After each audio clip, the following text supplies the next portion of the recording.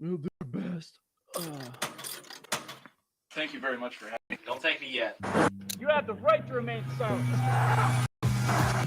Is it finished? Yeah, I just saw your tag expired. Because it's in a TV. Do you have a single fact to back that up? You know, this is the one where Think you're funny? you understand me? I think you need to go get a dictionary.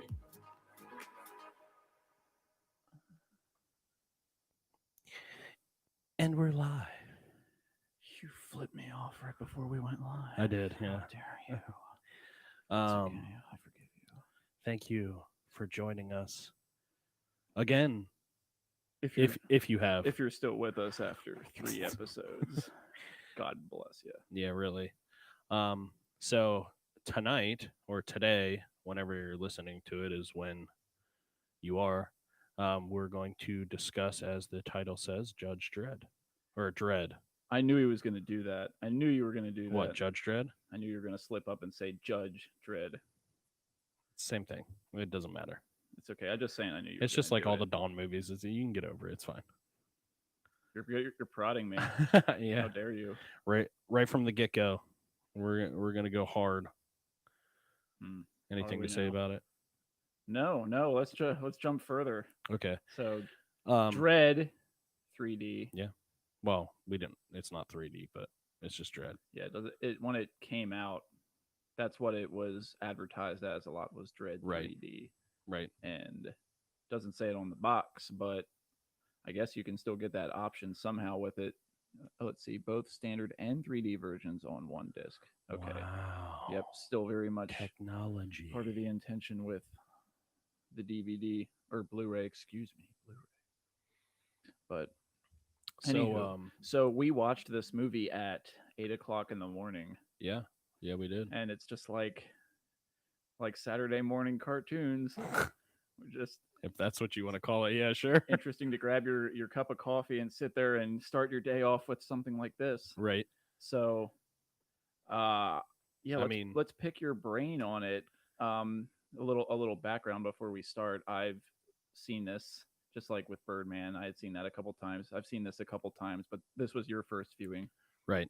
Like most of these videos will probably be.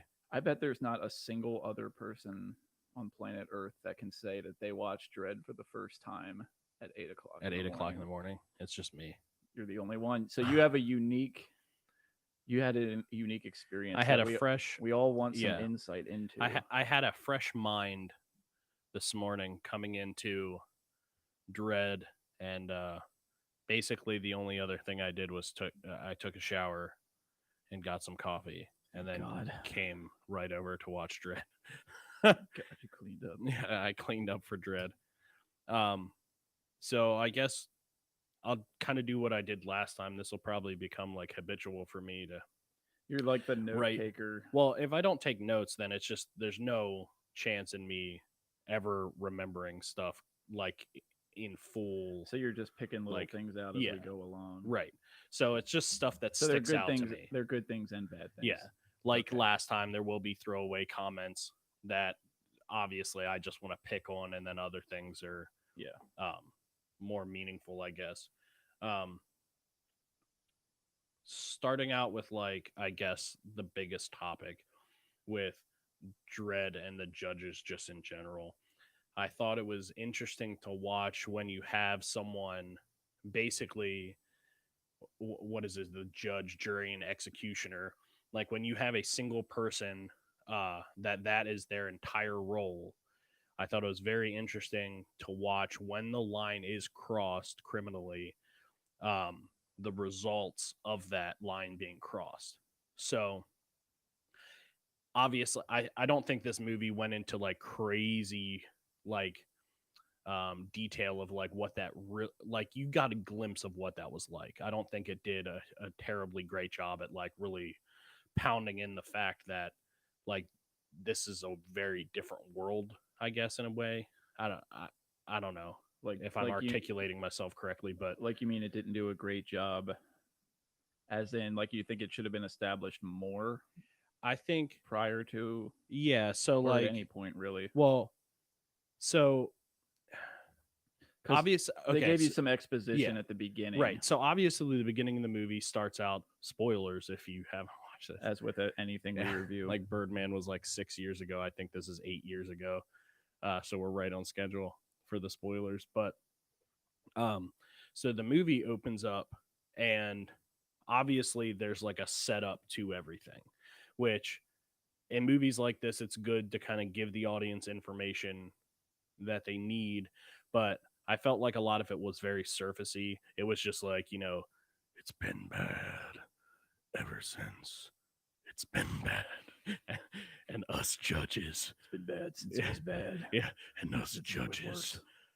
have to clean up these streets the best we can. And what is it? They can only respond to like 6% of like Yeah. the 12,000 crimes committed a day or something ridiculous. They're throwing out a lot of exposition Yeah. at the beginning, but at least while they're doing it, I think it's really interesting Right. exposition that Yeah. they're saying, while at the same time delivering like really cool opening shots. Like when the movie started, I think Oh, you made a comment right away. yeah. It's like that super Now- wide vista of Yeah. the city in So the background. some and of the shots that desert are in the foreground. obviously not real were drop dead gorgeous. Like they nailed them. Especially the ultra wide stuff where it was like you didn't have to, your mind didn't say, hey, that's not real, because you knew it wasn't, but it was just like you could accept it type of a thing. The reason why I say about like it just felt, I don't know, it felt a little shallow, just because I think it's because of this. That is such a grand idea that an average person isn't going to, like, I can sit here and think like, oh man, what if like the police were really just like murderers if they had to be? Like I could think that, but in no way is that applicable to like an everyday life in a mega city. Like we don't, like I can't like put myself into that very easily. You know what I mean? So it's just like a very distant idea. So I feel like they didn't like hammer it home. Not that I would do any better as a director or writer, but like I just don't think they hammered it home like they could have, because then it just jumped right into this like, obviously Dredd is like a badass guy and he's the guy. And also here comes the curveball. Some recruit that shouldn't be here, but she's gonna change the face of the precinct. And it was like, this is a cop movie like we've seen before, just like skinned in a futuristic way. That's what it felt like. That's why it felt like it didn't punch home the whole like futuristic stuff. Now, when I say that, I'm not saying the movie did a bad job. I'm just saying that I don't think it like gripped me like I wanted it to, like it being in the future, because I love like futuristic movies. So you're saying like you've been immersed better. 100%. Some Yeah. movies do it better. Yeah. For you. Yeah. Yeah. Well, Not that, and I'm not saying this was bad. I'm not saying they did a horrible job. I just think they missed that like getting like I told you earlier today, like that mass consumer mindset.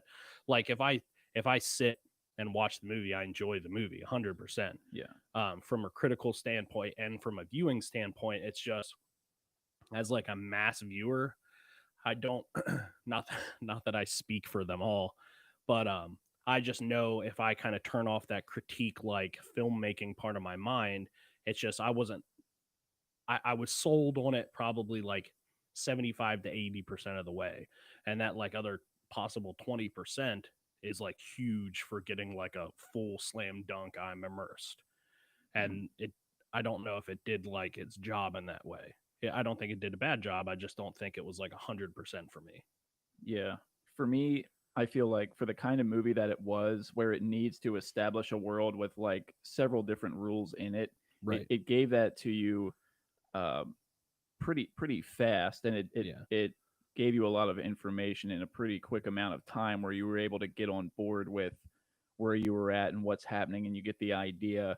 Because it was like a simple setup, or the exposition was given to you simply for a simple movie. For the ride that you're going on, it's like if you were looking for some kind of like deep existential like meaning from Yeah, this it's movie. not this You're movie. not really Yeah. gonna find it here, because I feel like it knew exactly what it wanted to be. Yeah. It went for it. I Yeah. think if it tried to be anything more than what it was, if there was more runtime packed in there, Yeah.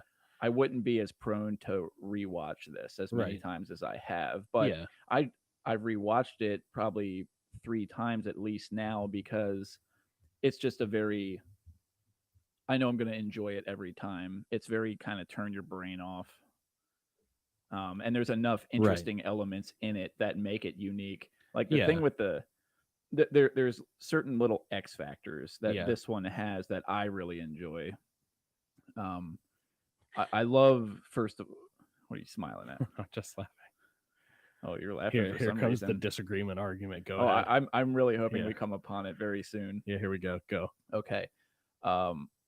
Let me, before I start mentioning things that we might go down deep rabbit holes, Yeah. and I don't want to trail off and never come back to certain things that I just flat out want to mention were awesome. Yeah. Before we dive into any like long deep holes. Right. I loved Carl Urban as Judge Dredd. Like, I know you're. I think by judging by your face, this is one of those holes we're gonna jump in, Yeah, having to do with slightly. him. Yeah. Okay. Well, good. Here- I'm glad we're Here, gonna I'll jump in I'll this give hole you together. I'll give you my note on this. Where is So it at? yeah, Okay. Do you want my note before you let's go have ahead? let's have your note. Okay, so, and this is a throwaway comment, okay? So don't take it so personally. This was all but a this was all but a different version of Batman. He used the Batman voice multiple times, not all the time. It wasn't consistent, but there was very specific points. His one-liners were straight from the 80s.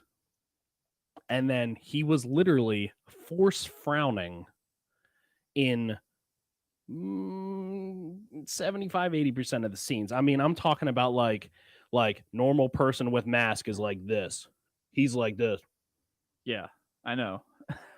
I'm not saying And you're wrong. I'm not saying there you're were wrong. there were certain parts where it just became like, I get it. He's the badass. I'm convinced, like, you don't need to keep going. For me, him being over animated with his frowns worked Yeah. for me, because his mouth is all he really has to work with. So him over expressing it, like, yeah, I know that that's not exactly how people really have facial reactions. Like if someone gets pissed off out on the street, or if you see a video of a cop or something, he's never going like that to anybody. Yeah. But because that was the only visible part of his face, I could just roll with it, and it didn't bother me. But I get it. I was just able to chuckle at it. Right. Like it actually just added a funny factor for Right. me, and it made it. Yeah, I know this movie is very, very silly in a lot of ways. It feels like a video, like Time Crisis, in a lot of ways. But because it's just like a fun movie and didn't always feel like it was taking itself that seriously in certain regards. Serious, yeah. It knew what it was. It was being it was being a fun popcorn thing. Well, and to kind of throw back to my first like note, I think that's where like they knew. So like me saying like they didn't sell me 100%. This is where I say this is one of the reasons I don't think it's a bad movie, is because I think they knew that, and so they just played around that line of it's a serious movie, but we can't, like, we know that there's like comedy in it without it being comedy. It's just like lighthearted moments. Like, I mean, here's my thing. Yeah, I understand that you can only see his mouth. There have been characters in movies before where they have, no face at all, or like full mask or part mask, and that's what you do lean on. You lean on like very physical actions to build the character. And so if he does have a mouth, I get it. It's just, there was that once, I don't remember which scene it was, but it was just so particular. He was just like Like he couldn't force his face any farther into a frown, and that didn't happen hardly at all the rest of the movie. So it just felt, it was like, oh, that was out of place. Like I can see the director being like, hey, no more frown, more, and he's like, you know, just struggling to do it, and that's what you end up with. But yeah, it does ride that line. Well, for sure. would you say that another actor would have been better as Dredd, or at the end of the day, were you like, well, this guy's doing the job? He did great. Well, yeah, I think he did great. I just think it was just like some of the choices in that stuff made the humor, like, not to like pick on him, but like, and not to compare straight up, but like it's like when you watch a Steven Seagal movie, you know that movie was made to be serious, but there's comedy in it. Yeah. And if you don't laugh, you're fooling yourself. The best examples on earth. So like this had, and in no way was this like I said, comparable, but like it had moments where it was like, like I know you're trying to be serious, but you know how you wrote this, so yeah, this is what we're getting. Yeah. What did you think about the psychic? So that was like one of those things that I don't know. Oh, I do have a note for that. When you first find out in the movie that there's psychics in this thing, yeah, you're like, oh, okay, how's that going to work into this? Might make you kind of apprehensive. Like, did you kind of feel inside yourself like a little bit like, oh shit, that's going to be the part of this movie I don't like? Like, how did you feel about how incorporating that? And it was just a strange thing to throw in there. And I don't know of like the comic books. I'm not familiar with them. Maybe that's like the Dredd ones. Is that what? Yeah. I don't know if that's a thing or not in the comic books, but in this movie, how did that feel for you? So I have a note here. I'll answer your question and then kind of go off of my note. So first of all, it felt obviously out of place. Because, and this is where this like world building, that like extra 20-25% I think starts to lose itself.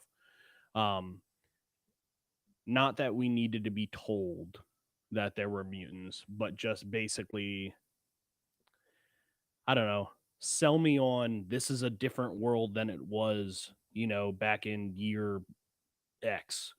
You know, body parts are being manipulated, like something more along the lines of, okay, that idea could lead to this. But all we get is Anderson sitting in like an interrogating room, and then, you know, Dredd's just like, why is he here? Like, well, watch this. Hey, Anderson, how many people are behind the glass? 2. Oh, well, and then he, you know, without any type of like visual from him, he's just like, oh, she that was enough for him right there. Yeah. And so I don't know, it was just like, oh, she's a mutant, and then you're like, what? Like, when did that come into play? And then the only other time that it's ever really discussed, I think it's like mentioned a couple times by people, but then it's discussed by like the hostage guy they have, and he's just like, oh, so you're one of those mutants. I thought you'd have 3 arms or no appendages or whatever. And then it's just like, that's it. Like, it's one of those things where you feel like there's a backstory, but you're not getting any information from the backstory, so it falls short. Now, what I will say about her being a psychic and what I have notes in here, I think the writing cleverly solidified her ability as a psychic, specifically in the scene where they're getting ready to basically be caught with the hostage. She turns around like the intercom on the one apartment, and she specifically says the woman's name that lives there because she can hear it, or, you know, figure it out, and then they get in to divert danger, or, you know, she uses it to manipulate the hostage, or et cetera, et cetera. Right. So I think they used her ability correctly. I think the ability in general was a little odd. in the movie. Right.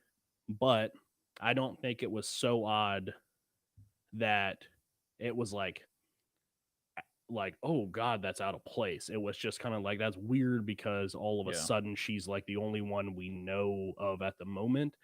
But that is one thing about the movie that I did find myself being like, I really want to learn more of like the backstory there.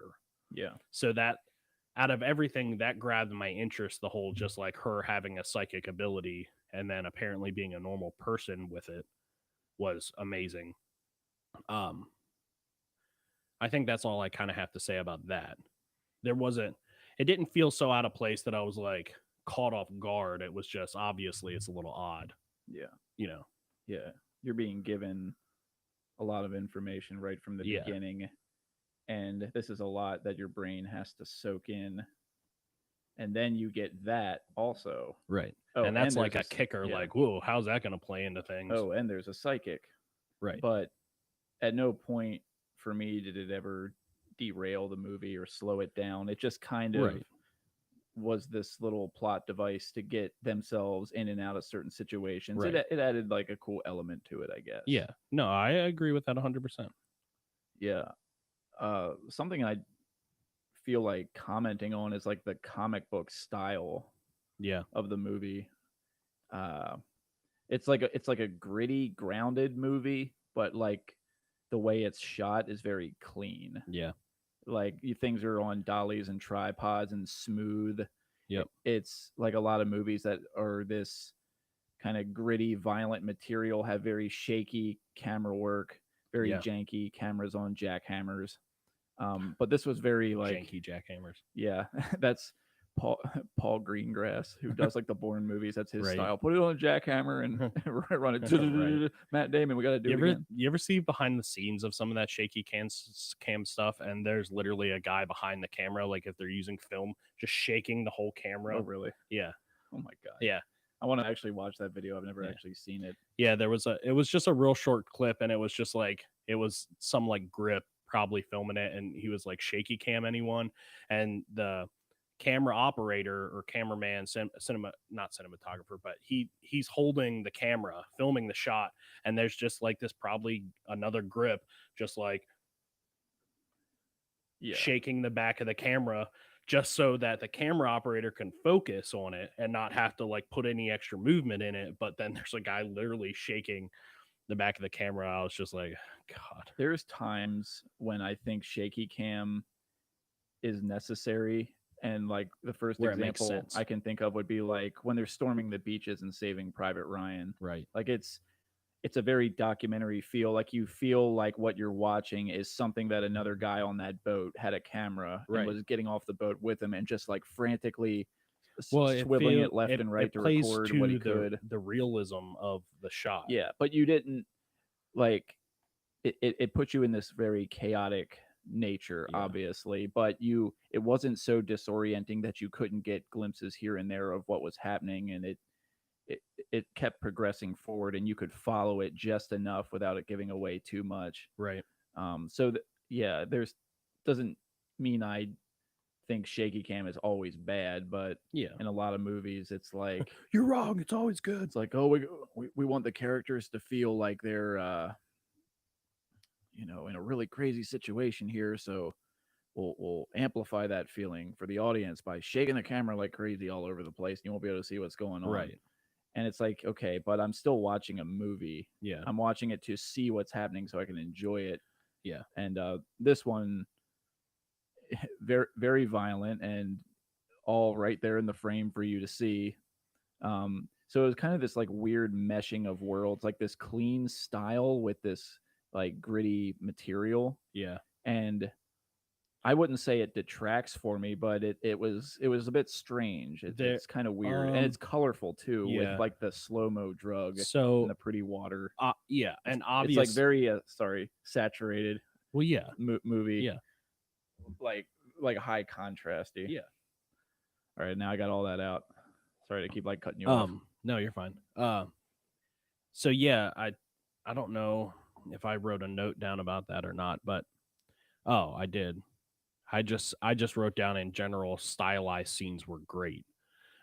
Because when they did approach it, um, which I think you said earlier, it was kind of like comic book ish, where the stylized scenes were like very contrasty in their colors. Like there was no like the darks were darks and the brights, the lights were lights, and it was just like, okay, we're in a stylized shot now. And it was very obvious that when they did that, it was something specific, which usually had to do with that the slow mo drug. Um, but like nothing else was like that. So it was just like when it happened, it was very like out of place, jumping back and forth, and not once again, not that that was a bad thing. It was just it was a style choice for sure, because the rest of the world that is kind of built for you is like super gritty and kind of in your face, and then you have these drug moments where they feel like they're, what did the guy say, half the speed or like a quarter of the speed, 1%. or okay, 1%, It's whatever. it's really down Yeah. there. So they feel like they're going 1% of like what they're actually going, and it's just like super. When your mind does finally catch up with itself, it's like way in the future then. Yeah. And so it's like super stylistic for those slow motion moments. And it was kind of, I guess I could say it was kind of a like a refreshing like artsy change from the grittiness of everything. And like even when Anderson would use her psychic abilities, like there was this whole like artistic like effect to make sure it's like hitting home that she's using it. So I think they did that well. It was a stark difference in in between just the normal grittiness of everything. Right. So I did enjoy that. At the end of the day, my favorite thing about this is just it's the thing that you nitpicked, but it's just Which one? It's just Judge Dredd being Judge Dredd and saying his funny one-liners. Yeah, I get it, but you're also, I know you only watch 80s movies, so I don't. Lies. Well, just watching him walk around like he's just taking out the trash. Yeah. And saying these funny lines, it just cracks me up. And the world that it sets up with its exposition, although that's like a showstopper in a lot of movies when they start dropping all these lines, that can be kind of boring. But like I mentioned, I was like interested because they're like Mega City 1. I can't really do the voice right now because my throat feels like hell. Right. But Mega City 1, and it spans like 1,000 miles. Yeah, he said it was like from Maine to New York or something crazy. So you hear that, and although this is someone like right out the gate just delivering stuff about the world to you, you're seeing it in these really cool shots. That set it up. Awesome. So I was interested in the world right away. Right. Even as it was being explained to me, just because Dredd had interesting things to say about it. I was like, okay, this is cool. I'd like to be immersed in this. I'd like to watch him do his thing in a world like this. Yeah. And when you hear him say things like, God, how many crimes are reported a day? Like, it was like 12,000 or something ridiculous. If that's the whole city, then that would actually be pretty spread out. Yeah, probably. So well, I mean, if you took a map of like Maine to New York and put 12,000 dots on it, it's still a lot. Yeah, I'm curious about the context of that compared to like an actual city crime. I mean, I know statistics have just spiked a tad. Yeah. In recent. I mean, just keep talking. Recent times. Keep talking, and I'll look it up real quick. But given how much crime Dredd said was in this city. He said a day, right? In a day. Oh, I don't know. I don't remember well enough to even start throwing things out about it. But whatever the case, what they're saying is like this is a really shitty place to live. Right. So but it all takes place in this one building, and So it's one of those Good kinds God. of movies. So But yeah, so shout out to Baltimore, but good old Google says that Baltimore receives an average of 2,200 calls a day. That is a lot yeah, of calls. Now, that doesn't mean it's all serious. yeah, So 12,000 in a mega city is pretty practical. That's for sure. Especially they had those, I mean, those buildings that they had were like 200 floors or something ridiculous, yeah, something insane like that. which was, yeah. Like that's the part about the movie that I don't think anybody can really wrap their mind on around. Yeah, Just because there's nothing to really compare it, at least like around us. right. You know, we can go to a city and there'll be a skyscraper and it's awesome, but nothing like that. But Yeah, and I didn't even catch how far in the future this was supposed to be. I don't know if it says it right on the back of the box. post-apocalyptic future. That's it. It's That's all it gives you, post-apocalyptic. post-apocalyptic Yep. future. It says it right there in like the first line.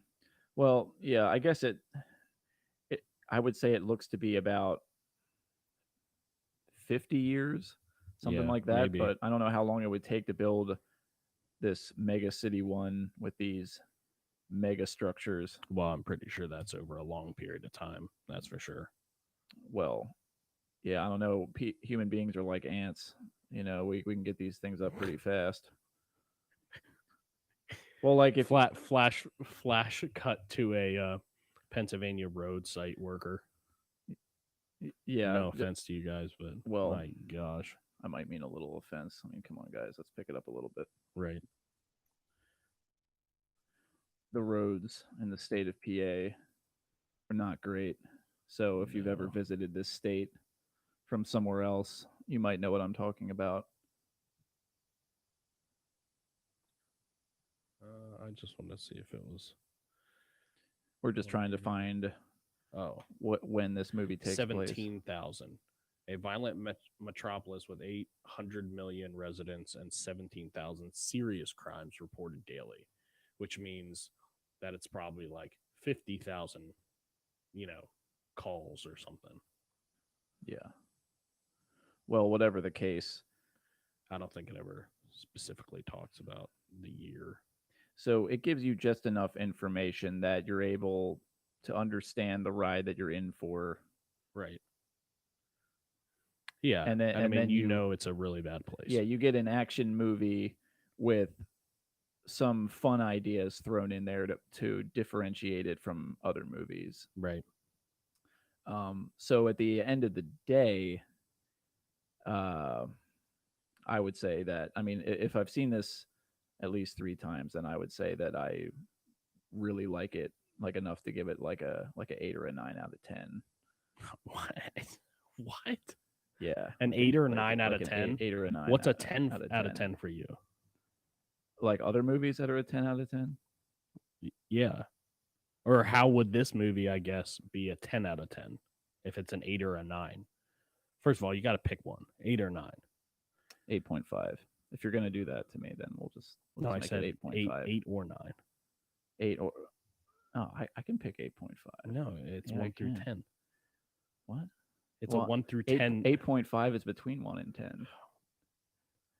Because I don't know. I get anyway. Like, because I'm trying to figure it out, because it's like it's fun to watch, and it's It surprises me rewatchable. that you would push it the whole way to 9, because I feel like there are much better movies that would get Well, of to a course. 9 that cannot be compared to this. Yeah, but movies are a tricky thing. Because they have their like categories, or so to say. Yeah, for what this is, it's entertaining enough for me to watch multiple times. I'm enjoying myself the whole time I'm watching it. I can just kind of go along with it. I mean, is it breaking any new ground or anything? Not so much. I mean, the slow-mo thing is pretty awesome. That's not breaking ground, but well, what other movie can you think that has that sort of like the stylistic stuff? Well, just the way they did it in this movie, Well, I don't know if any I can think of any on top of my off the it top of just my had head, its own but sort of unique sort of yeah, look to it because like this slow-mo thing, you had like these elements of sparkles and stuff mixed with like yeah, gore at the same time. And it was very contrasty in that way. yeah, uh, but anywho, so what would your 1 to 10 scale of it Well, be? Because before I or we can dive more into your notes because this is one of those well things like speaking door scene was awesome. I'm not sure. Oh, I'm just trying to figure out what I was writing. door scene. I Oh, think probably when they went into the yeah, apartment. when she went into the apartment. So I actually wrote down that the slow-mo scenes were great, but this is a throwaway comment, so don't get angry Why do you think I'm gonna get angry? because you are always like, Well, if you say something dumb, I might contest you. I on think it. they played a little too heavy into the 3D stuff. But what movie didn't at that time when Yeah. 3D stuff was coming out? Because the only reason why I say that is because there was, and for honest intention, there were scenes that were definitely written, structured, sets built, you know, frames picked just for the effect of using 3D. It had nothing to do with anything else but that. So I always get a little, not like irritated or angry, but I always get like a little bit of like because yeah, I'm sure they thought that's the way, the whole industry was like 3D, 3D, 3D. And it's the good 3D is really good. It's awesome. It's such a cool effect, but I don't think it's necessary for like an at-home viewer or even like, going to the theaters like it's an event. But whatever. That's a throwaway comment, so it's not like, like I said, I'm not angry at it or anything. Oh, thank God for that. And then the other, I think the only other thing that I had written down, Stylized Scenes. Yeah, the only other thing I had written down that I just wanted to mention, which is another throwaway comment, is the slightly impractical gun abilities. Now, I don't know what year this is. I don't know how technology is advanced. Obviously, it's a lot more advanced than what we have now in a weird way. And even in the apocalyptic world, the technology has held its course. But the one thing that I found very convenient, just like, and this is borderlines her psychic abilities a little bit, like for convenience sake, this gun could do whatever he needed it to. And it was about yay big. It was like, a cartoon size version of a 1911. Like it was a handgun, but it was bigger. And it had everything you could think of. Incendiary rounds, it had you know, some ridiculous heat. What was the first thing he like killed the guy with? It was like a hot shot. Yeah, he called him hot shot. Yeah, and it literally just like, Yeah. and it's like, okay, it was like thermite in a little ball that hit him, and it was very much one of those like video game elements, like Time Crisis. You see like another weapon on the screen, you just aim at it and shoot it. Now you can use it. Right. It kind of felt like that. Yeah, and then I don't know if like creating a weapon like that would actually be scientifically possible. I think you could I think you could have a weapon with multiple uses. It's just that started to push everything way past like, okay, I'm starting not to buy it now. Because like even when the other judges were like tracking him down after they took the bribe, basically, he's like sitting there and he's like, and you can tell like he's probably out of ammo. He was probably out of ammo a long time ago, but this is a movie, so whatever. And he's like, oh gosh, sorry. He's like, hot shot. It's like, no ammo. Normal bullets. No ammo. Incendiary. No ammo. And then it was like, it was like, what was it? Like high EX or something? High X. I can't remember what it was, but basically it was just like an overcharged borderline small missile. You could understand all the little names he said, like you kind of get an idea in your head Like of what it's of gonna what kind of ammo yeah. that would be, but then he says this word like high X and you're like, huh, what's Yeah. that? But apparently he has one or two of those. Yeah. He just has a missile launcher also in the gun. Yeah. Well, like you don't something interesting about him is here's this guy that's judge, jury, and executioner, Right. and he's supposed to be taking care of this entire city, like there's very few of them. And he alone is not taking care of this entire city. do you really think I'm that damn retarded? No. That I thought he was the only one taking care of the whole city. No, the movie shows otherwise. Jesus.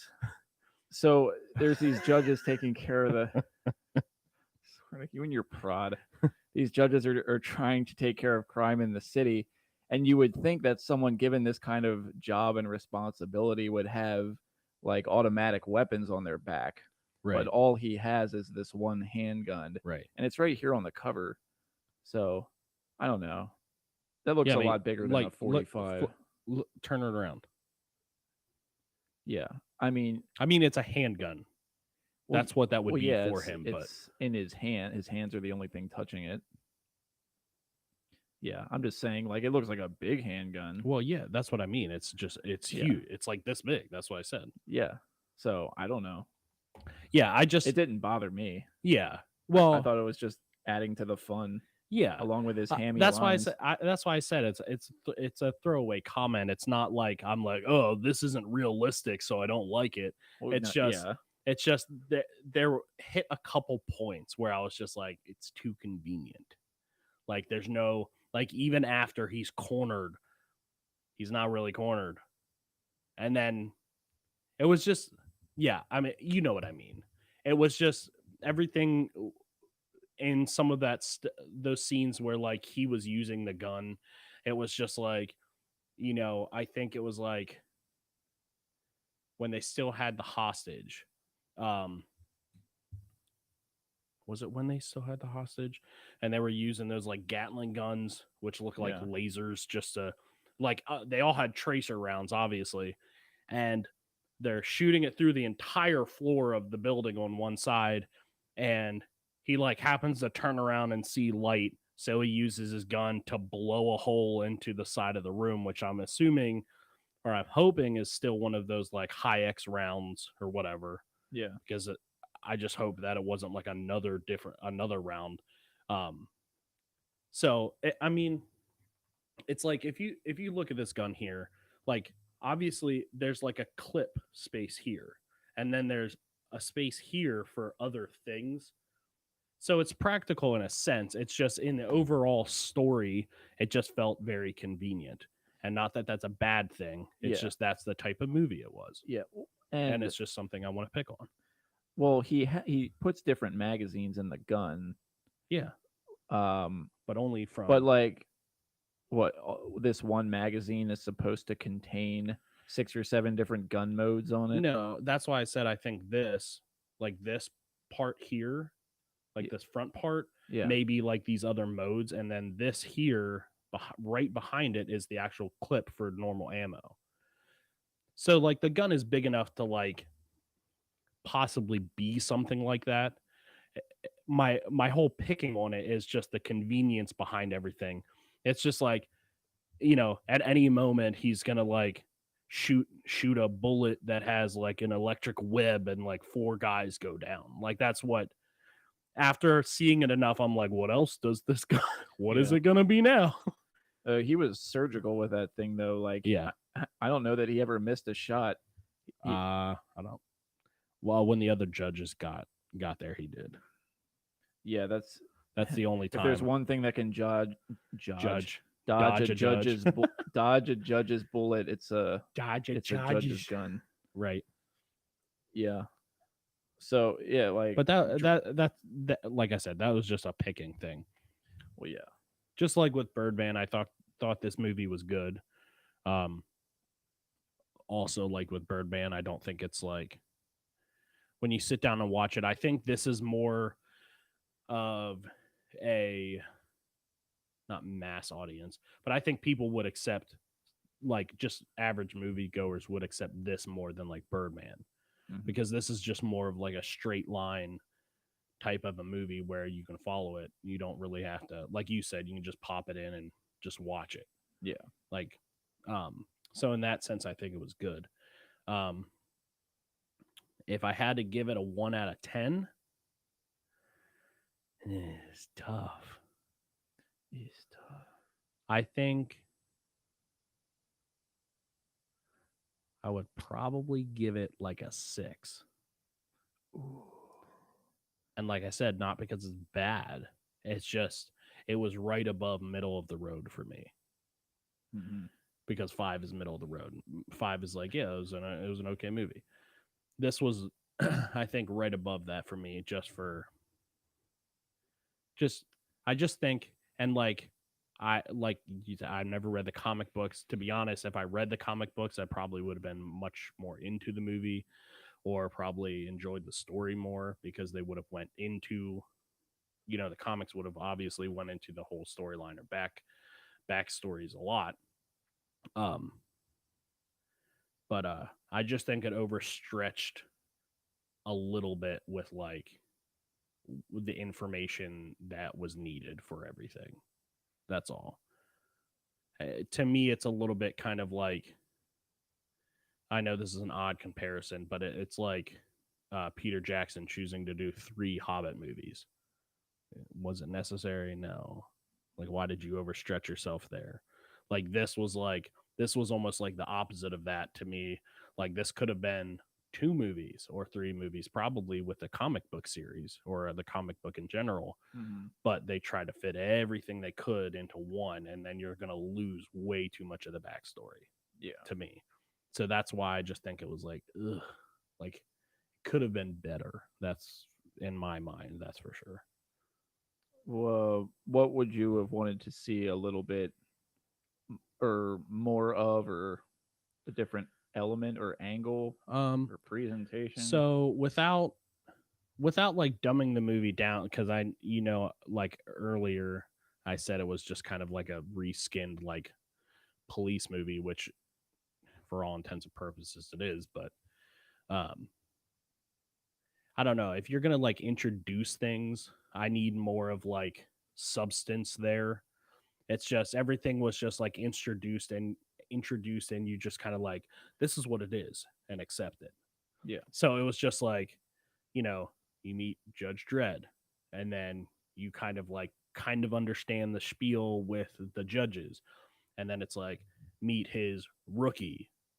She's special and has somehow manipulated her way up into this point, even though she shouldn't be, but there's no backstory. Like, you were given backstory, but it was just like, she failed the test. She was in and out of, foster homes or whatever it was. And he's just like, why is she here? And then his commanding officer is like, because I want to give her a chance. All right. And like that's all you get. There's nothing else. And you're just supposed to accept her as a character, just like Dredd. Well, and then I just think there's parts of like story missing. Well, Dredd, like, he was very much the same at the end as he was when he started.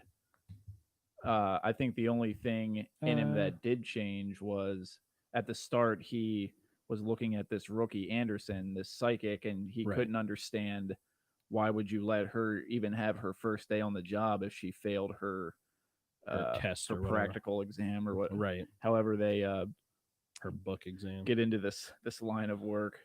And by the end of it, after they've been through all that shit together and almost died like 1,000 times together, right?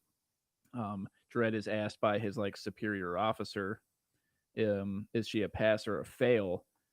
And there was like a pause. And did you know what Dredd was going to say? Well, yes. Pass or fail? Yeah. No part of you thought that he might say fail? No. Fail. No, I 100% knew she passed, and I knew exactly when I knew that she passed. It's when he said that When she let the guy go. When she let him go and he said that's an automatic fail, and she said, well, I already failed because I lost my personal weapon or whatever. At that exact moment, I knew that he was going to pass. That was the best response she could have yeah, given him, because it was 100. That was her being 100% honest in the moment, and she wasn't trying to pass a test at that point. She was just being a really good person. She was putting her humanity first. Right. And so as a borderline robotic judge, Dredd, like that, like hit him in his humanity, and kind of like what you said, with him only having a mouth to like express emotion, he didn't really change anything then. But like obviously the director's like, okay, he's gonna watch her walk out of the room and he's gonna just do the, and if that's not like telling you that she's gonna pass, I don't know what else. Like it wouldn't have surprised me if she didn't pass, but also it's just too much of a setup. And then no offense to the movie, but the movie's a little too predictable with that, with the whole setup. She's a special person that's here because we're gonna give her a chance. Like there's no way she fails unless there's a Dredd 2 that you know of. You know what I mean? There's a lot of people that want one, but you know what I mean though? Yeah. It just it felt way too convenient. Mm-hmm. That's all. So yes, I knew that he was gonna say pass or pass. Yeah. Well, and he also said at one point that you can't execute a perp on 99%. Yeah. And there was the other time where the kids were gonna shoot him. Yeah. But he ended up hitting him with stun mode. That's I didn't even. Yeah. So remember that it gives you until these, now. There's little glimpses into what his character actually is. Yeah. The line that's drawn. Yeah, even though he's very like monotone and seems to be emotionless and soulless. You better be back before we get. Yeah. You better be out of here before we get back. Hardcore programmed from the academy. Right. No bullshit, no nonsense. By the book kind of guy. Right. Straight edge. Yeah, seriously though.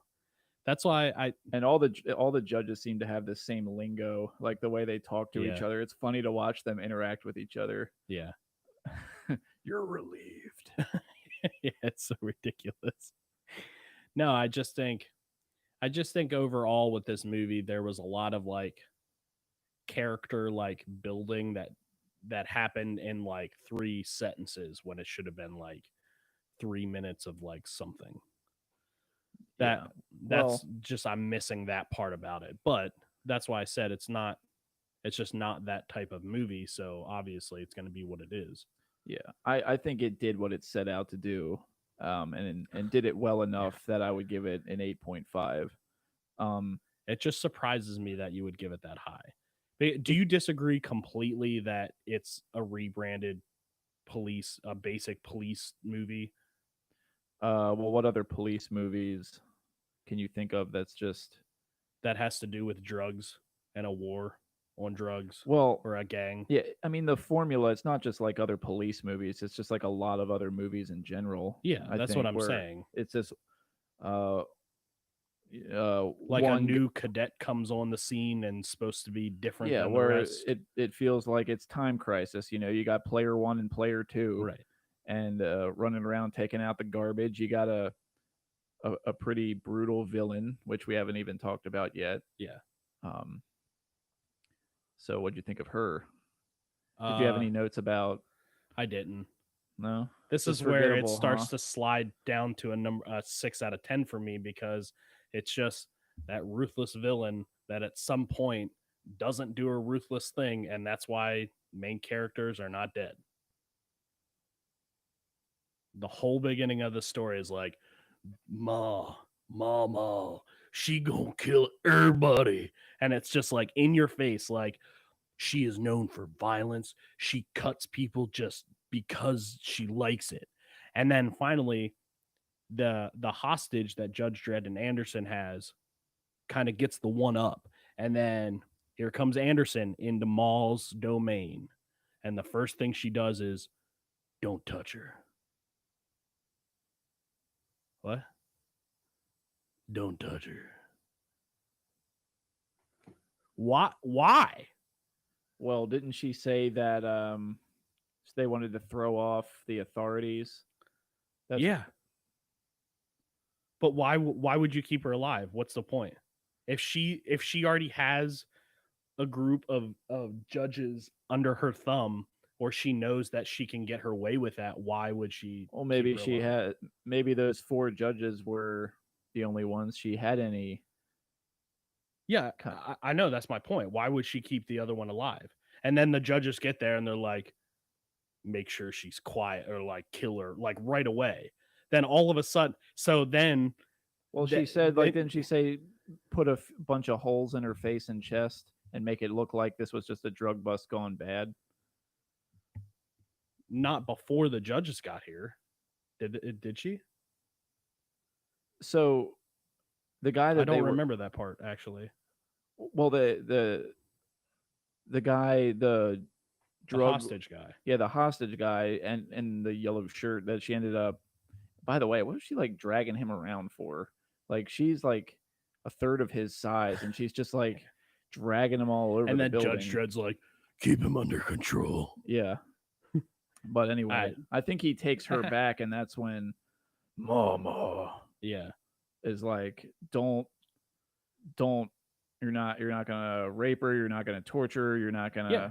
And then you're just gonna put a bunch of bullets in her face and make it look like a drug bust gone bad. But that's right. And then she like changed her mind. And then they took her to that. Oh no. He then no. Okay, so then after the judges showed up, then the hostage got to take her into the room and was going to torture her and kill her. But that was only after the judges showed up and agreed to kill Judge Dredd.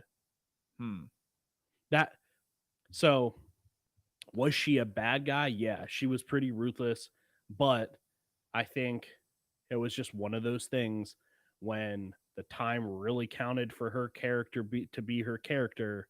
All of a sudden we have convenience, which was the main characters don't get killed. And not that I wanted Anderson to die, it was just, you sound like me when I'm talking about Game of Thrones. Well, last season. Well, yeah. In saying that, you can agree with me when there's a build up to something and then that something doesn't act like the build up has basically put forth. Yeah. It's a little odd. It might not be disappointing all the time because maybe the setup or like the actual thing that happens is way different or greater than the setup. But when it's like, this woman is ruthless, she just skinning people alive, and then it just like cuts to scenes to her like lackeys just like literally skinning people. They throw 3 people off of like whatever floor and just to their death, and then it's just like, we got the girl that kidnapped her. Well, you should have killed yourself anyway, hostage man. And then her, you're not gonna touch her. Oh, scary mama. So I think the character that was set up was pretty awesome. The execution of the character, and it had nothing to do with the actor. It just that like second half of the movie that, I mean, for God's sake, she's in the room with like her IT guy who she gouged his eyes out to put like robotic eyes in, and she's like scraping a knife across his stomach so that he can tell the police department, hey, we need to shut down for a little bit, and don't worry, we're fine. And then like the person who, one of the people that is causing all this ruckus and murdering all of her men, she's just like, don't touch her. Well, I just don't understand why anybody would follow her lead. I mean, the black guy that was wearing the yellow shirt, yeah, that was like her second in command or like third in command. Yeah, that was like one of her higher up guys. Yeah, that was like one of her main dudes, and she treats him like garbage. Right. So and like threatens to kill him, like, I'll kill you myself, but I run out of a lot of other of my people today, so it looks like you get to live. Yeah, that's all but exactly what she says that yeah. in front of him in a room full of other people. What's to stop them from just being like, well, this guy's nothing. Well, fuck you. How about we just kill you and we'll get a better leader? Right. So like, yeah, that's like kind of a convenient thing. That's one of those things that, And not that she as a woman couldn't like lead people, but there was just like, well, she just treats her people like shit. yeah, there was like nothing there to like hold them, together. Yeah, and I've never understood that. Like, well, Darth Vader, Yeah, like guys that are under his command, if you have a bad day at the office, right, you're likely to get killed over that. right. You know, Yeah. like, oh, you filed that report wrong, force choke. Ugh, Yeah. sorry. The difference between like that is like the what I would say is the true Darth Vader, like what you saw in like Rogue One, like the backstory, the extended universe Darth Vader, like right after Anakin became Darth Vader, was ruthless. Like you feared him and it was pure fear. It wasn't like maybe I can kill him and get away with it. Like that thought never crossed your mind because it was like pure darkness, him and the Emperor. Like why would you ever question that? Like with her in Dredd, it doesn't feel that way. It feels very light a little bit. And then like some of her guys do stuff and then she murders them. But like she doesn't murder them. Like she has her guys murder them. So it just doesn't feel as like she's built to be this like dominating character that's in play. And it's just one of those other things that leads me to putting it a 6. I just don't think it was like sold correctly or 100%. Yeah. I don't think I'm gonna slam heads with you too hard on giving Well, it a 6. I just don't understand the I give- 8.5. Well, I guess I give it a rating kind of based off a slightly different criteria, or maybe I can just kind of roll with it a different way because Right. I'm not really thinking about these nitpicks too much as I'm watching it. Well, this is the point of the review, but or Well, a ye- review. well, yeah, like those little nitpicks aren't big enough that they're gonna stop me from putting it in again. Like if Right. if my cousin came over and it's like, oh, you want to watch something? Sure. And he said Dredd, I'd be happy to hear that. I'd be Yeah. like, oh, cool, Dredd's fun. Now, what I will say that is completely different from Birdman for me is that I would be very much willing to watch this again because in a sense it was a very fun movie because it wasn't It was kind of like what we used to make in yeah, a lot of ways. yeah. And it was I love futuristic stuff in general, so like it was just fun to see things like, Yeah. oh, how does like this director or producer writer think that things are going to look in the future, and I love that type of stuff. Yeah. Just because you get such mixed bags sometimes. I guess but- if I say I give it a 9, that kind of makes it sound like it's one step down from the greatest movie of all time. Yeah, which it's not. That's why it's confusing to me when you say an 8.5. It's just like I don't understand it. From like a dumb turn your brain off kind of movie, Right. it stuck the landing pretty good that I would hold up an 8.5. Like, good job. Like, Yeah. and if it was long while the world was interesting, I felt like if it tried to really pack a lot more in there, or if it tried to add some grand conspiracy or some double cross, Yeah. then that's when things Well, would get there was a double cross. yeah, well, I mean, that's why it was done well. Yeah. Like it didn't take up a whole bunch of screen Right. time and explanation with Right. the judges betraying. That's why I said it just felt kind of like a reskinned thing because it had so much of like any type of like enforcement officer based movie stuff in it. It was just like the drug wars, the rookie that doesn't know anything that's going to learn by the end of the movie how to be a human. He finds out that there are bad cops on the scene that he didn't know about. It was just like that's where it felt a little bit like, oh, check mark. It's got a lot of plugins, but I think they're plugged in well. Yeah, I guess I is what don't I'm disagree saying. with that. I think like with Yeah. anything, I think it there's just slight comes holes in down it, but- to like me personally, just having a bit more to hating latch, good movies and loving. having a bit more to latch on to with this one than maybe you do. Slightly. Can you explain that? Well, Latch on as in just like my favorite element of the movie was Carl Urban in that Dredd costume, walking around making the grinny face and shooting his pistol that had His 12 boom boom different stick. modes. Yeah. Even though you could like nitpick 4 or 5 different things out of that Well, you can one nitpick sentence. anything. Yeah, of Yeah, course. that's was just the fun of it from me. Yeah. Is, Yeah, I and guess what I'm saying. not that it wasn't fun, because a lot of that stuff was like, I think, really well done. It's just I have to bring it up just because it's just like, as you're watching the movie, it's just like anything that would pop into my head that was out of the normal, I was just kind of like, eh. Like with that gun, like as soon as he started to like, all of a sudden, he had like every convenient thing he needed in the gun. It was just like, eh.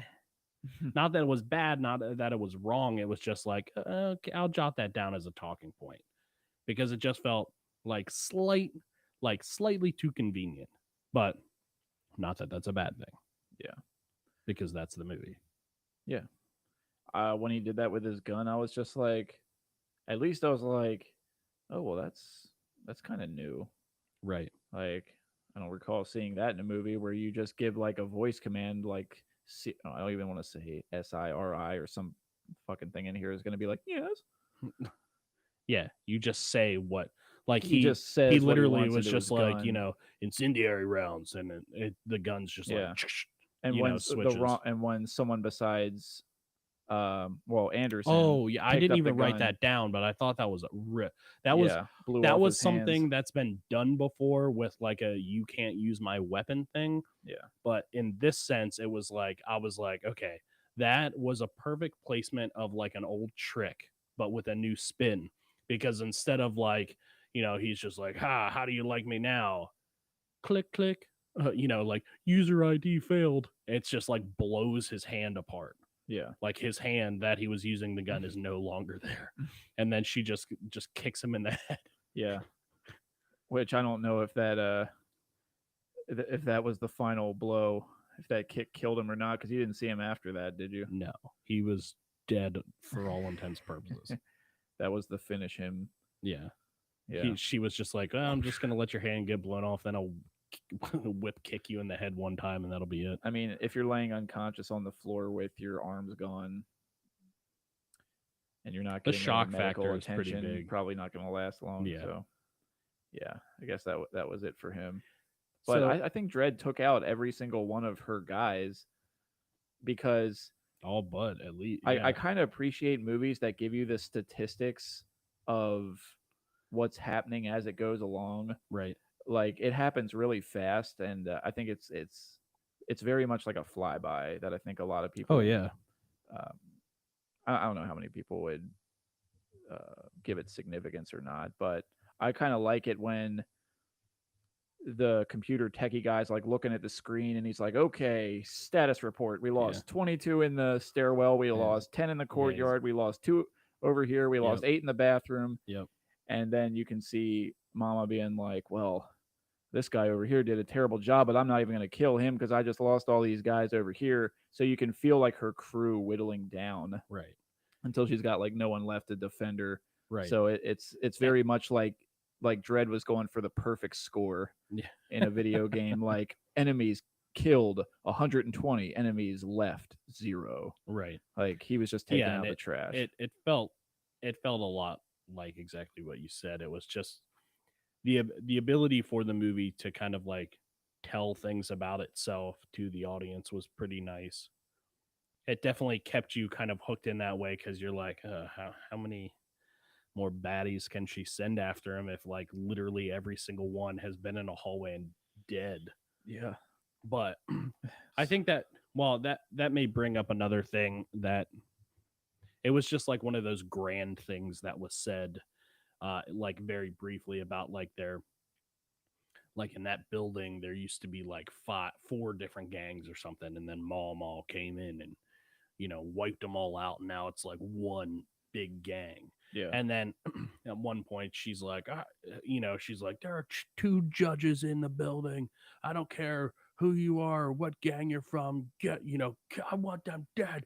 And it was just like, it's convenient. I get it. It works. Whatever. What was wrong with it? It was just too convenient. It's What like then in all of a what sudden way? she's calling out on the gangs that she had murdered, and they're okay with like just her command Well, maybe in the because building. maybe her gang is bigger, Well, yeah, much bigger, and she's just like you well, can yeah, it either. is. That's what it showed, that like diagram thing, and it was like she owns basically Yeah, like the top 100 yeah, floors or whatever it is. yeah. Well, I guess it's just kind of like one of those things. Like I overpowered your clan. You can either die or you can be under my rule. Right. And It's just a she convenience thing for me.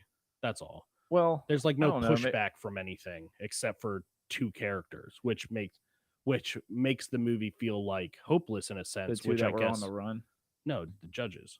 Well, yeah, the two that were on the run were the judges. What do you mean that we're on the run? Well, you're saying it's convenient. Like, what were you saying? That she can just call like on these other gangs that she was at war with to help her.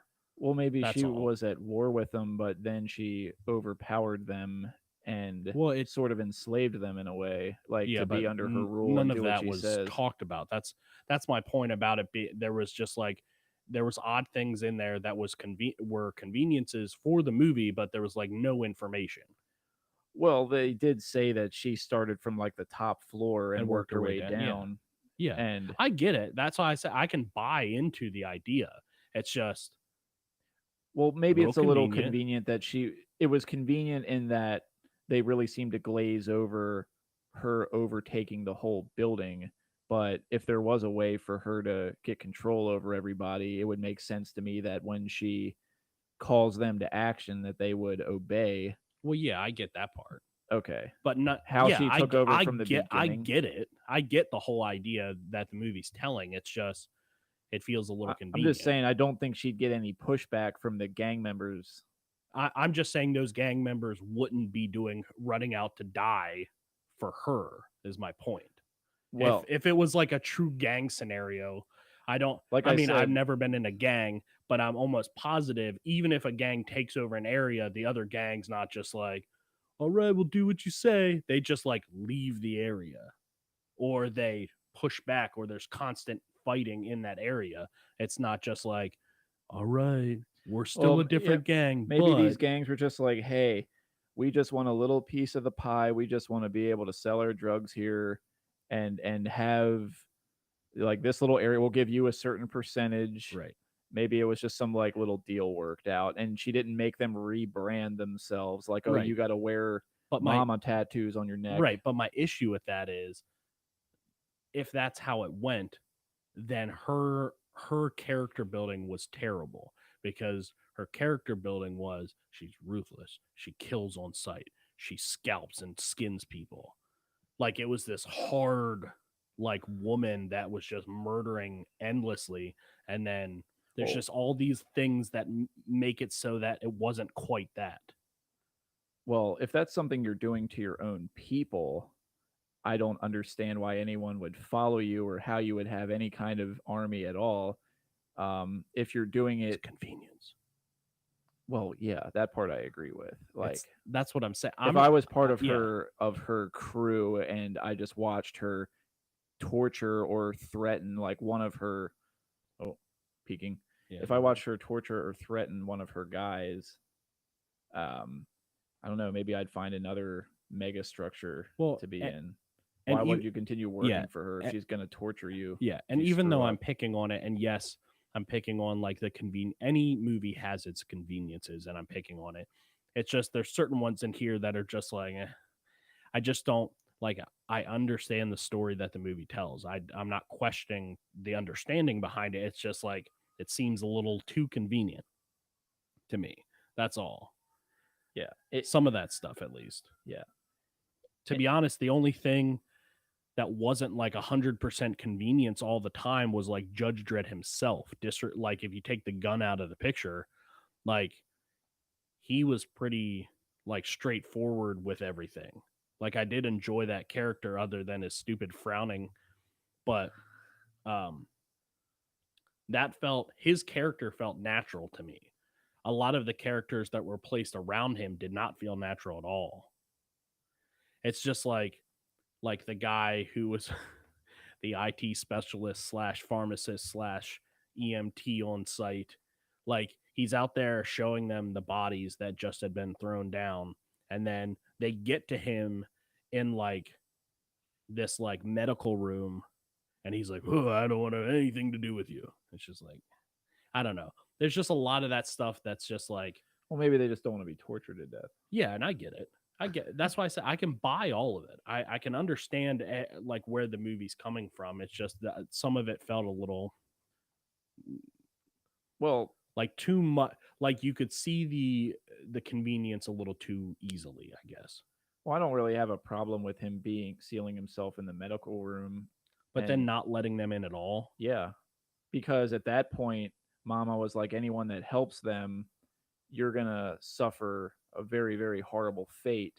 So there's your incentive not to help them. Yeah, but he's helping him from the beginning with like the case in That general. that He's was the first one that was says. before the threat came in, though. So there's not a threat before she speaks. Then she's not a real bad guy. If she has to get over a loudspeaker and be like, "Attention, all of my people." Look, if a judge comes into the building, there has to be someone that meets them in the lobby and talks to them, or they're just going to be Right. able to walk around wherever. You got 3 bodies down there. That guy's just doing his job. Right. But once Mama, the queen of the castle, makes a declaration, hey, there's 2 people in here right now that if I catch you helping them, I'm going to not only torture and kill you, but she also said like your household or your next generation. Yeah, something about your next generation. I'm gonna kill you and your next generation. Yeah. So like if that's what's on the line, and Dredd comes knocking on your door like, hey, can I have a place to stay tonight? I might be like, look, man, best of luck, but I'm putting myself and my family at risk by letting you in here. Right. Sorry. Of course, Dredd would probably just say, get out of the way, or going to the cubes. and cuff me and put what is that milk on the table? duct Get tape out. on my mouth. And then after that, Mama would just come find me and be like, oh, look, he did help him. And be like, no. And then I would end up just getting tortured anyway. Right. That would be my luck. Yeah, I guess in that light, it makes a little bit. It makes sense to a point to me. Yeah, I get it. It's just, I don't know. The movie did weird things with characters. Like that guy, for me specifically, it was made to look like he was like part of the police department, so to say. Like from the second you see him, he's like, yeah, this is what happened over here. This is what happened over here. And this is drug related. This is mall stuff. So she's up there somewhere. And then the next time you see him, he's like, I'm not letting you in here at all. Yeah. Like, wait a second, what? Sorry, things have changed, buddy. But talk about resources being spread thin. I mean, you have a truck tip off the side of the road, and you got like a dozen police cars and 2 fire trucks, an ambulance, and a helicopter to deal with it. And then in this movie, you have 3 people thrown off a balcony after they were skinned, all and drug related, and there's only like 1 dude on site. There's basically 2 policemen and 1 guy that's kind of the health guy for the building. Yeah, they put the tape around, they put up the bags over them, had their clipboard. Right. It's like, I'm doing all this myself, just like every day. It just, I don't know. It just, some of the stuff just didn't 100% click for me. That's all. Yeah, that's fine. But it's like I said, it's not a bad movie. I would say it's above par. Not by much for me, but it's there. Yeah. And in a weird sort of way, this is really going to confuse you, but there'd probably be movies out there that I would rate, like if we're using this 1 to 10 scale. God, there's other movies out there that I might rate like, everyone, I just want you to prepare for a Matthew special. Here we go. Go ahead. Like there's movies out there that I would rate like a 7 that I would say are better movies than this, even though I rate this as like an 8.5, because I'm giving it that 8.5 just within the context of what it was trying to do, what it was trying to achieve. Entertaining me, it's junk food for my brain. It wasn't trying to give me some grand revelation at the end. We do have to resolve this like scale then, because if you can, for like non-complexity's sake, because if you're like, I'm gonna do 8.5, but there's better movies that are 7s for me That doesn't make any sense. There's I got to knew be you'd- some I type. knew There's you'd be a got to little be some type confused of about it. balance. I'm not confused by it because I understand what you're saying, but there's got to be some type of balance with this scale, or this, or us saying we give it a 9 out of 10 means nothing when a 1 out of 10 will beat it because of something different. Well, it's weird because like there's some movies in the world that I would say was a better movie than this, but I wouldn't be as quick to rewatch that as I would. Well, that doesn't mean it's a this. bad movie. Well, no, I didn't say that. Well, I just said well, I this mean, has that doesn't mean this is a better movie. this has then, a strong rewatchability factor for me. but that plays into your scale. Yeah, that's what I mean. That's what I'm getting at. So you can't just say 8.5 because you rewatch it. Well, that's part of it, rewatchability. But if is there's other definitely a movies that are factor. that you would say are better than this, but only put them at a 7, that doesn't make any sense. Because then that 7 should be an 8.5 and this should be a 7. I knew If it factors in. I knew I'm you'd not be- confused I knew by you'd be it. Slightly confused. I'm not It's confused. okay. You can be confused. I'm just saying your scale doesn't mean anything. I knew I shouldn't have even brought it up. But what's the point in a scale if the actual ratings are not correct? okay, I'll put it to you this way. If you have an apple Mm-hmm. and you have a cheesecake Mm-hmm. and you have a bite of the apple and it's like the best one you've ever had in your life, and someone Right. was like, rate that on a 1 to 10. If it's the best apple you've ever had in your life, you might give it a 9 or a 10. Right. Then you have the cheesecake. Even if it's not the best in the world, it's just like really, really great. That could also get like a 9 or a 10. Right. But and when it comes to like taste, yeah. But when you're comparing them to each other. But yeah, so then that's movies. Yeah, So you have I understand what you're saying. Well, I'm giving you a picture form, so I you get it 100%. Well, then you wouldn't be arguing about it. No. Listen, this is what I'm saying. Let me finish my point. I'm almost on my point. Go ahead. I wish that apples tasted like cheesecake because I love the taste of cheesecake more. Okay. And I would then be able to eat a lot more apples just because I'm looking forward to how it tastes. Okay. But if you have an apple and I'm giving it a rating just within the context of the apple world, Right. that apple is so good that I give it a 9 or a 10 because it's like my favorite apple. Right. The cheesecake is a different food, just like Dredd is a different movie from, in its own right, in its own context, in its own way. Right. So I understand. That's how it works. No, I get it. What my point is when you rate a movie, you take all of those factors and then average them to be a number. So you don't have one movie over here that's higher over here, but then a movie over here is lesser, but you like it more. That doesn't make any sense. What my point is so let's say the cheesecake and the apple are a category of movies. Okay, ready? So in the category of apple, or let's say rewatchability, this is an 8. But overall movie quality, cheesecake is a 7, right? Okay. So are you living in my scale right now? Yes. Or? Okay. Yeah. So or let's say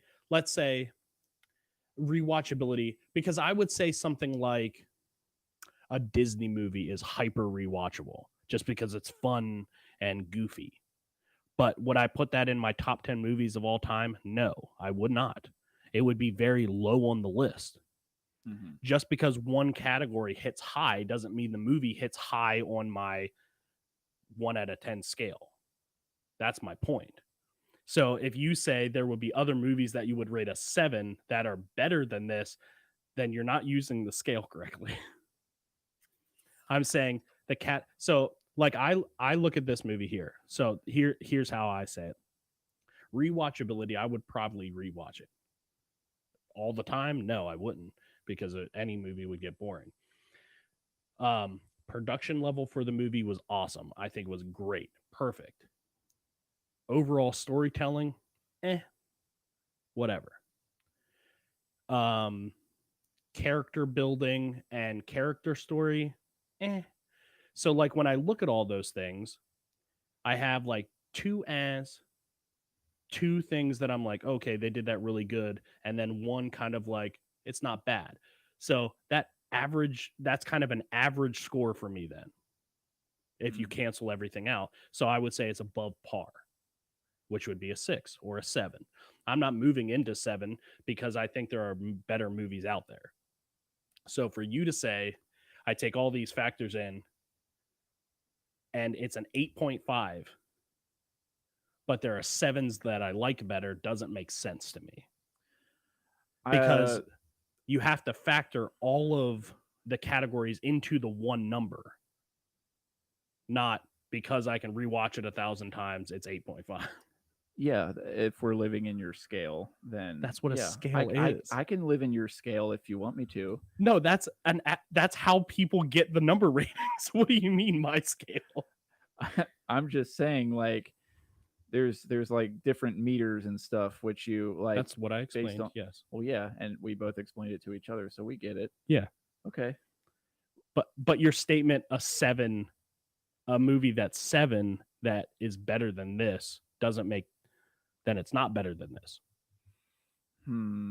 That's my point. If you rate this an 8.5, you only have a 1.5 to go for the greatest movie of all time, which is crazy to me. Well, it's far from the greatest movie of all time, but it's not even. But it's way up. It there wouldn't on even the be scale. in my top 100. But it's an 8.5 because, like, if the director was sitting across from me, do you know how scales work? If the director was sitting across from me and he's like, and he slides me a Post-it note and a pen, and he's like, I want you to write on the director of this movie. Yeah, the director of this movie, or the makers, or whatever. Let's say, like, writers, producers, whatever. Have the whole fucking team sit across from me, or for all I care. They slide me a Post-it note and a pen, and they're like, okay, write on that Post-it note the grade you would give this movie. We're not doing 1 through 10. We're not doing stars. We're doing like as if this was like a grade on a test, like school. Yeah. Then if it was going to be equivalent to, say, a 7, that would make it what, a C+ or a B-? What are you going? Are you just using? Are you going the whole way to F? If a 10 out of 10 is an A+ and a 9 out of 10 is an A-, so the middle ground would be a C something. Then an 8 out of 10 would be a B+. B somewhere in there. Okay. Well, not 100%, because a C would be a 5 out of 10. Well, no, a 5 out of 10 is 50% in school. That's failing. I understand. Well, we're not doing this on percentages. We're doing this.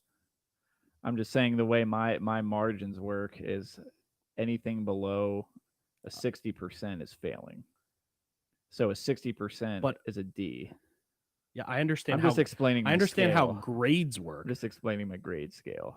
I understand how 60 grades to the work, 70, but 70 how to the numbers 80, work 80 to are the this. 90.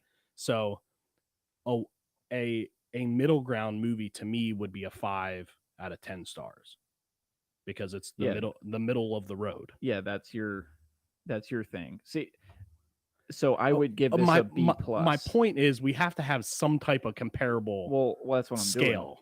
Doing. So we're getting there. Do you want grades or numbers? Because grade may be better for both of us. Okay, so it feels better for me to call this a B+ than it would an 8.5 out of 10, because even I can see that by calling it an 8.5 out of 10 somehow. You're crazy. Well, it puts it in the running. It like it's just a margin below the best movies of all time, which it's not. Yeah. It's just that for what it was going for, which was a turn your brain off action movie, it succeeded. And it did it well enough that slapping a B+ on there feels like the right rating to me. Okay. So and even if someone said A-, I wouldn't be like, you're fucking crazy. So because that doesn't sound as bad. So let's blood pact. We'll cut our wrists right now. We'll use a letter grade scale from now on, because that does make more sense. It might evolve into something else later. Because in an 8.5 to me is like you're in A territory then. Yeah, that's what that feels like. Even I agree. And that sounds. I like don't agree with that at all. So if I had to give this a letter rating, like a grade, I would say B-. Okay. So we're still in the B realms together. You're B-, I'm B+. Right. Now, I could it's kind of the same thing with you. I could easily give it like maybe a C+, but I don't think it fell that hard.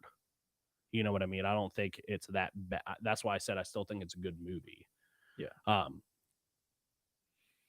Man, it's really gonna have to be like a bad movie to get the whole way to F or D's. Well, But some Seagal movies will be contenders for that. those are all my A movies. But see, that's hard to put a grade on because it's one of No, those. It's so bad, it's not. good cases. Yeah, it's not though, because that would be Steven Seagal movies to me would be like they're D movies. They're not fails because they're so bad. Well, that's what good. I mean. They're D and F movies, but they're A movies. Okay, think about it this way. Because the funny kid in class is failing the class. Just because he's funny doesn't mean he gets a B. He still fails. Well, yeah. So that's how I look at those type of movies. That's what I said. It's so bad they're good. Yeah, like but it doesn't help like the that grade. Seagal Black Ops movie that we watched, where he sits in a lawn chair on a roof, Right. and he's on like the third story, but every time you're looking through Steven Seagal's scope, it's on ground level. Right. And when he gets out of the lawn chair, all he does is pull a wounded soldier, but the Right. wire is actually pulling him. Right. Seagal's just kind of hunched over. Right, and it's terrible. And that movie is an A+. You think it's an A+? Because I've watched it more than once. It's gotten me to because it is so mind-bogglingly terrible. Your grading hurts. So, what is your greatest movie of all time? Just pick like one of your top 100 movies that you could say it's A+ for sure. Well, it's going to be. I'll say Day of the Dead. Okay. I was going to say Dawn. So you would say Day of the Dead is comparable to the Black Ops movie. To the Black Ops movie? The Steven Seagal movie. Or the whatever it is. No. Well, then you can't say A+. I can within the context of what that movie is doing. Then you defeat the purpose of a grade then. Because everything can't... That's why I said it's difficult to grade numbnuts, because a Steven Seagal movie is so terrible it's an F-, but it's so entertainingly retarded that it... Right. And we enjoy watching like it. That F-, that in a way I can... That's what I'm saying. Well, sure. We just have these But it's still an F-. Different... You can't say, like, if I said my favorite movie of all time was Empire Strikes Back, and that's an A+ for me. Okay. Yeah. And I also said, one of Steven Seagal's terrible movies was an A+.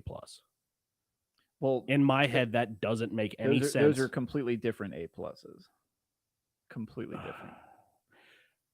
Wait a second. So A+ are still A+. That's what I said. We have to come up with some type of actual scale that doesn't change with depending on how we like the movie or not. There's something that gets you to rewatch movies. They have a rewatchability factor or an X factor. Some of those X factors are just that the movie is terrible in the best way. Right, but that doesn't raise the grade. They're still bad movies. It's an yes. I know they're bad movies. They're horrible movies, but that's why they're great. So my point is you saying Day of the Dead and the Steven Seagal movie are the same A+. You can't have that. No, they're not. But you can't just say no, they're different A+. No, it's an A+ or not an A+. Well, that's why we're sitting here talking about this, trying to figure it out. Look, Mortal Kombat Annihilation, the second one. Remember, we actually a while back, I sat you down and I was like, you're gonna watch both of these. Yeah, and you did.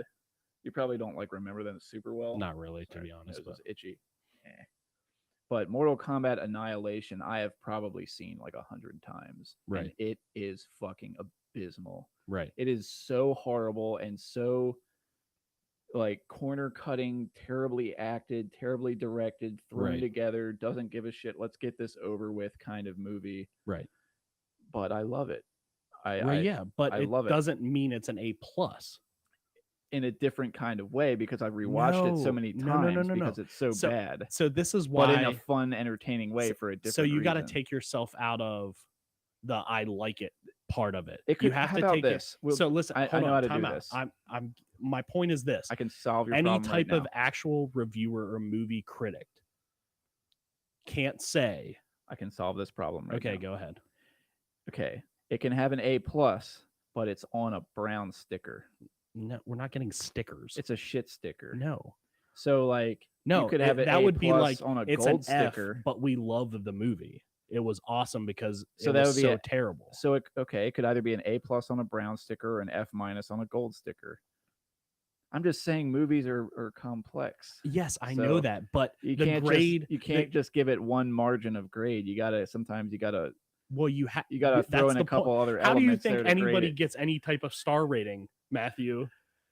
Look, It's a combination of factors. do you want to add rate to the things thing. just like everyone else in the world rates them with Well, letter yes, grades because or that numbers or that stars? makes sense. I don't want to be like, this movie is an A+ for me, but also it's an F- because of things. on. So the whole Come grade is an on. A+. We can come up with a different way to do this. Our computers are named IG-11 and Robert Patrick. Uh-huh. That's what we decided to Yeah. name our computer. Instead of Computer 1 and Computer 2, Right. we came up with something different. Our cases, one has a red interior, we call it ketchup. One has a yellow Right. interior, we call it mustard. Right. So you're saying we do things We should differently. we should just do things Okay, differently. so this would be my suggestion to an actual rating. We pick 5 categories. We rate those 5 categories on some type of scale, 1 to 5, 1 to 10.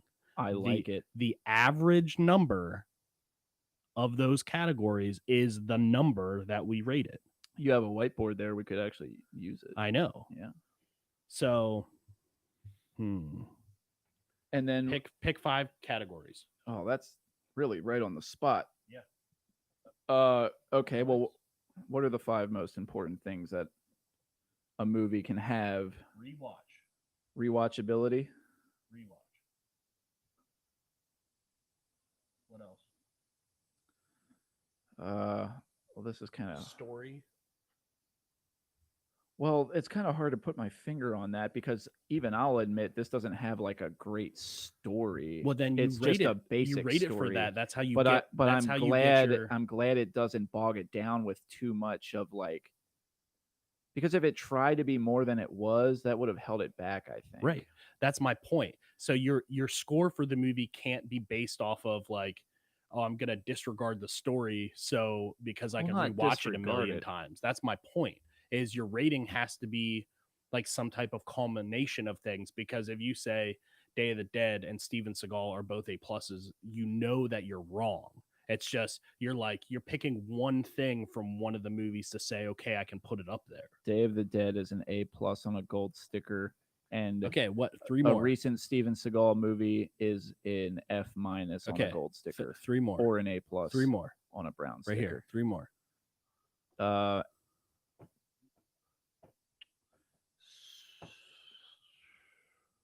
I'm trying to think of the right So thing. think about a movie. What builds Characters? a movie? Characters?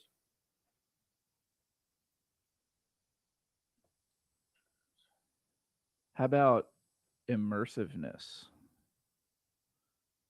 Huh? Immersiveness. So like how much does it draw you into its world? Okay.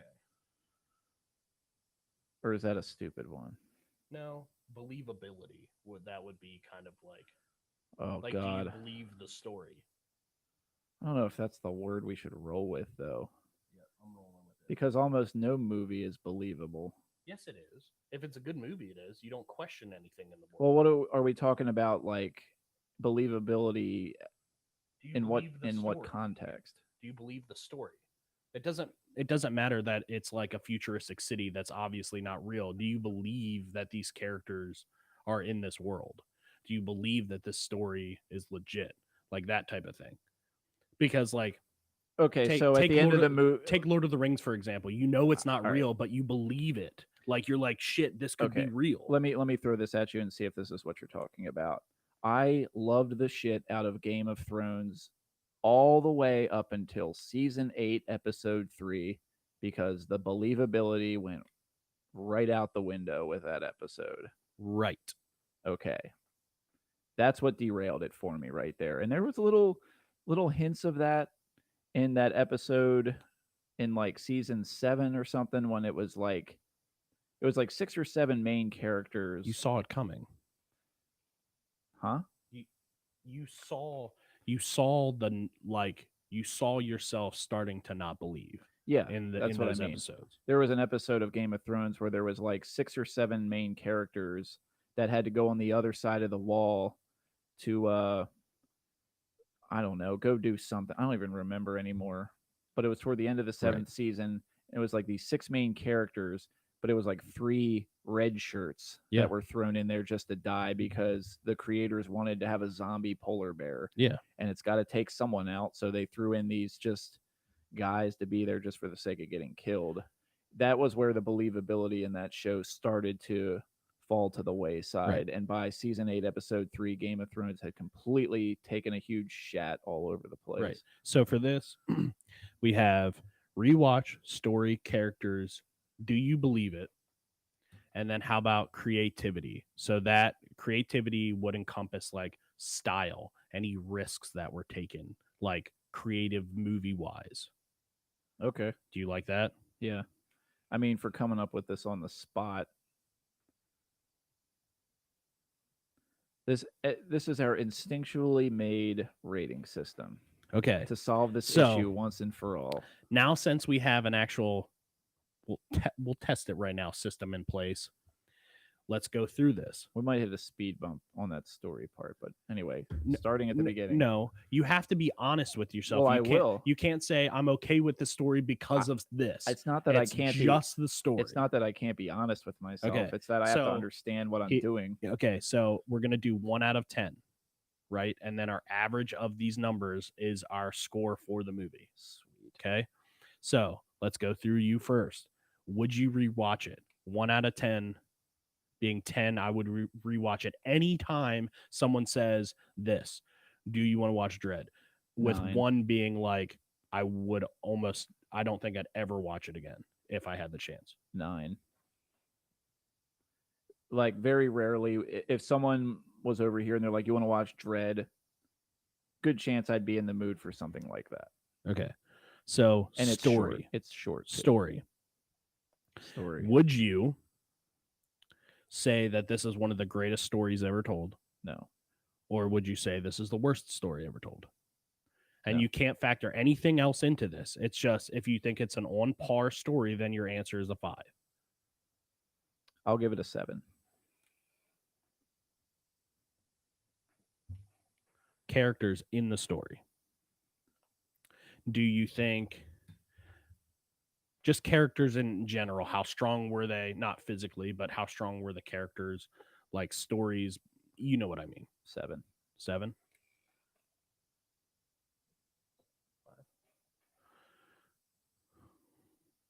Do you believe the story?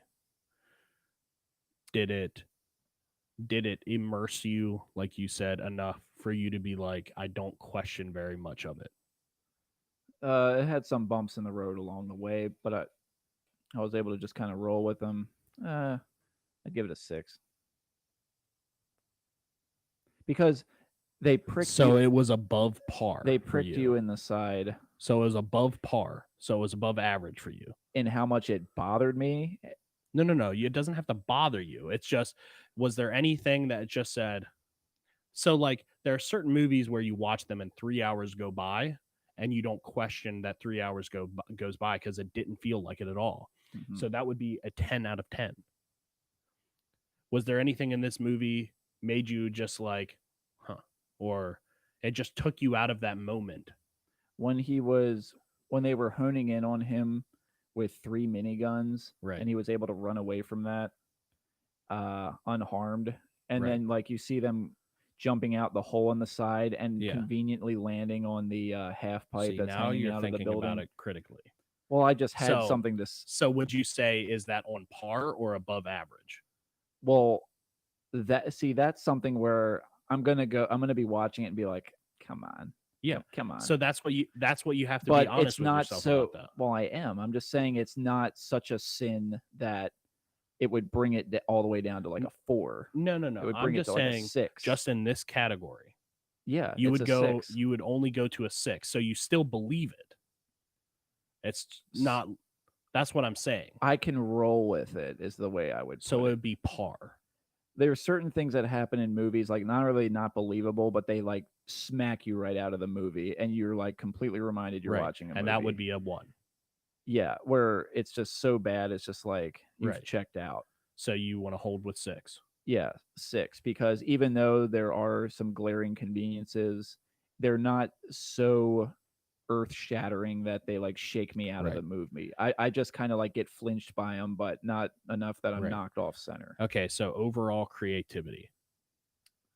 And this one's a hard one for me to come up with because I think in the creative parts that they did show was like hyper creative. And then there's a lot of other stuff that's not that creative for me. Hmm. So creativity, I think, is one of the few things that encompasses almost everything because the whole movie itself is either creative or not. I'll give it a 7. What are you rolling your eyes You're for? just trying to get that like 7 number, aren't you? No, I'm not. I'm giving you my honest answer. Why are you so like, I don't believe anything you say? Because I think there are other movies. movies that would get 7s You're that lying. were way better. You than don't know this how for to be you. honest with yourself. You know what I'm here? Hear what I'm saying? No. I think there are other movies that you would watch that would get 7s that are way better than this. So I'm just giving you my honest answer. I don't know. We can do Birdman 2 if you want after this on this chart. I think you would have rolled your eyes no matter what I said. No, I just don't think you're like singling out. I am. One thing. I am. I'm telling you. You think I this am. movie was 7 on yeah. with 10 being like the most creative thing you ever had. 5 is like basically any movie out there, and then 1 I being think because the you're lowest. just much more nitpicky, and every time you see one little thing for one little second, that knocks a point off your system like right away. No. Whereas I just kind of rolls off my back. The entire movie has the same type of stuff over and over, so it's not like it's a 7. It's not a 6. It's not an 8. It's not a 9. It's a 7. I would say this movie's on par with creativity. I would not say it's anything special. Well, 5s are like don't look so great out. It's of 10. middle of the road. Yeah, it's up on par. It's an average movie. That's what that is. Well, a 5 makes it look like it tried to do it, but was just like mediocre, middle of the line. Correct. So that's where it is for you. It's Correct. just like not even significant. It just doesn't fail. It's just not significant. Well, a 1 would be a fail. Well, yeah. So it doesn't 5, add or detract. It's just like So a 5 to me is they attempted to some stuff that was good that got them to a 5. Other than that, it wouldn't have done anything for me. Okay, so let's figure out what these averages are. You're 9. Rewatchability, I would say, is okay. It's just not something I would go back to all the time. That's all. Yeah, well, for me, it's very much in that vein of just, like I keep saying, cheesy guy walking around shooting stuff. Done well. Easy to follow. Doesn't try to be more than it is. Isn't bogged down with a bunch of... What did I just do wrong? Unnecessary bullshit. It's 9. It was smart enough to know not to do that. 7 plus 6 plus 7 equals 36 divided by 5. So it's like saying if the story tried to be a 10, and so trying, it might have dropped itself. Oh my. I'm a 7.2.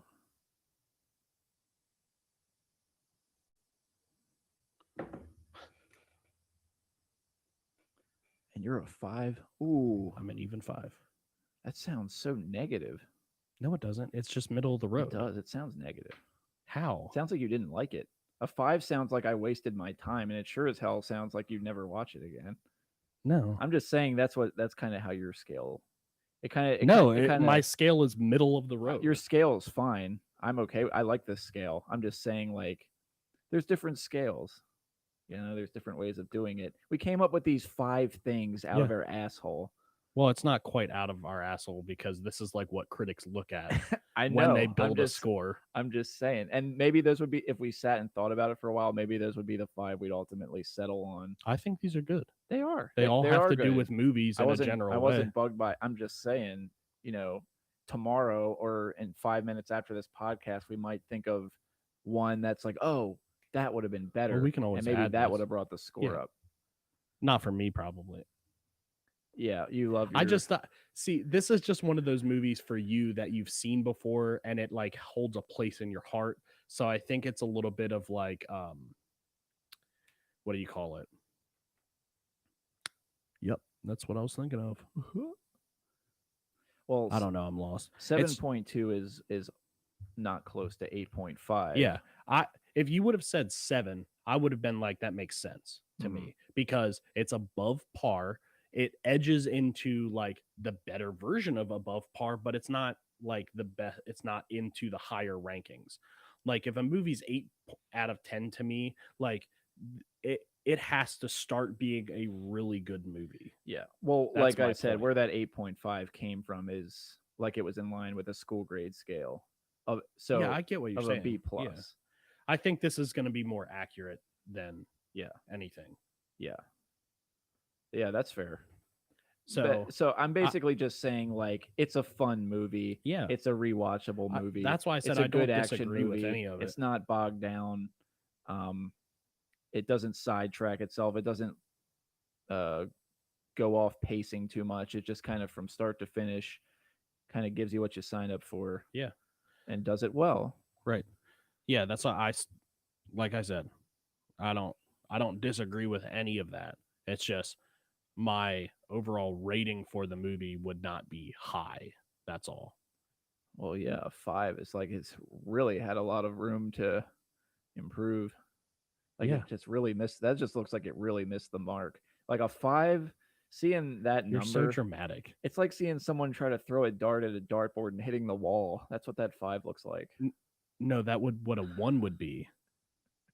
A 5 would still hit the dartboard. A 5 would still hit the. It would stick in the wall. It wouldn't bounce off. No. The wall. It would stick the wall. That's not how halfway works. I know. In my dartboard world, it is. Yeah, I know, because you're confusing.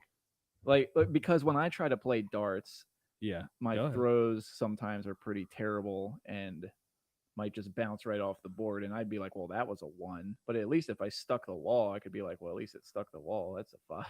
What? That's a 5. Well, no, a 5 would still be on the board. That's why I said a 5 to me is like an average movie because it's middle of the road. This is real darts. I'm talking about standing way back. Right. Way back. Yeah. Because that's what movies are, huge risks. I don't mean you're right. I don't mean your fucking dartboard like in your local local pub that where you stand 3 feet away and this guy can't even hit. Well, I'll just ask you this. You think like what other than like this movie, what do you think is an average movie that you could call a 5, like right off the top of your head that you've seen? Man, I don't know. Just pick one. Don't look over there. Well, these questions that put you on the spot are hard. You got to come up with a 5. That's a toughie. Because I just want to know where like your line is, I guess. Because if you would say a 5 this would be the kind of movie where I would watch it and be like, okay, there was some stuff in there that I enjoyed. I'm not gonna watch this again. Once was enough. See that part, but there was barely anything. It was barely worth justifying my time. See, then your scale. See, this is where your scale differs because your 5 to 10 is okay, and then your 5 to 1 is basically the same thing. You need to broaden that scale because if you're saying you wouldn't watch a 5 again, then that needs to be your like 1 and 2. That's my point to your scale. No, because you have to have an awesome range, and you also have to have like a shit range because things can be awesome bad, but they can also be terrible. Up in like 7 to 10. So you can have a bad movie at like a 3 or a 4, but a terrible movie at a 1. Yeah. So I leave room for that. I leave room to give stuff.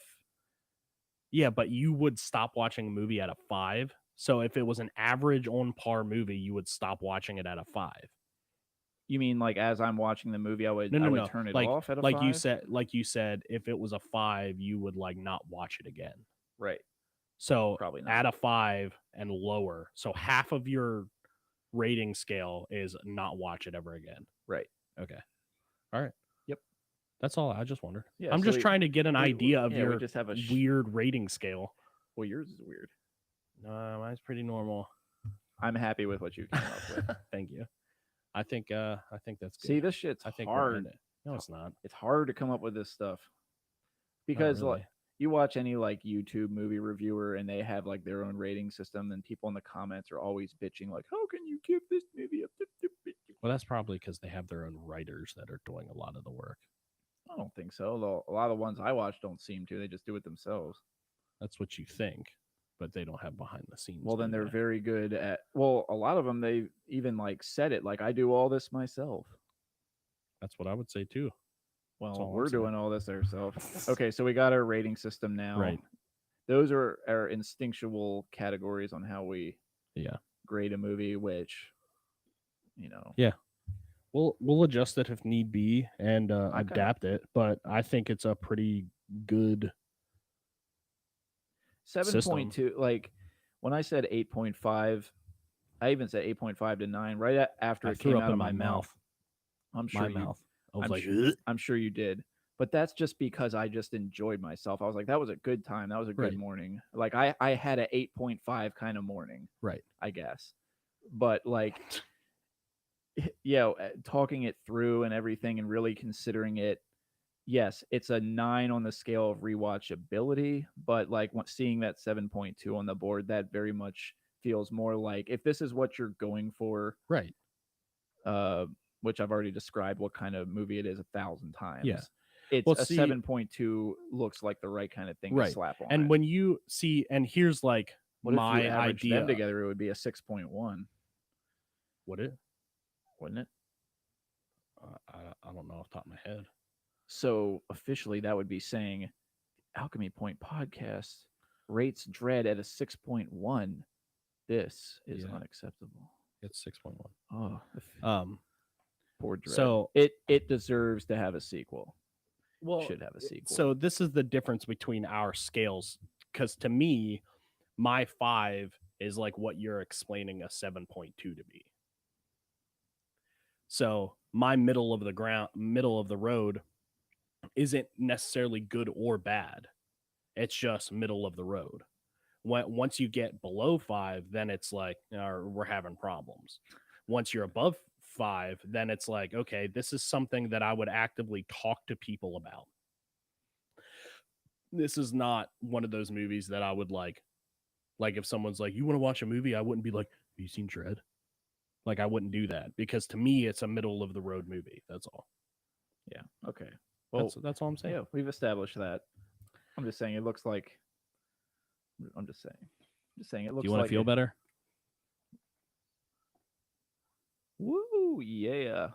That is what we rated the movie, a 6.1. Which is at like a D minus in No, it grade is- school. no, it is not. comparison. That's not a percentage. That's a 61%. No, it's a It 6.1 fucked out up of 10. 49% of the time. God, you're so ridiculous. Well, that's a good place to stop. Do you have any last words?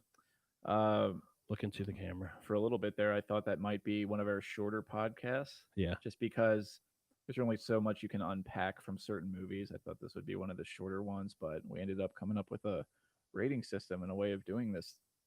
That's how good now. we are. Yeah.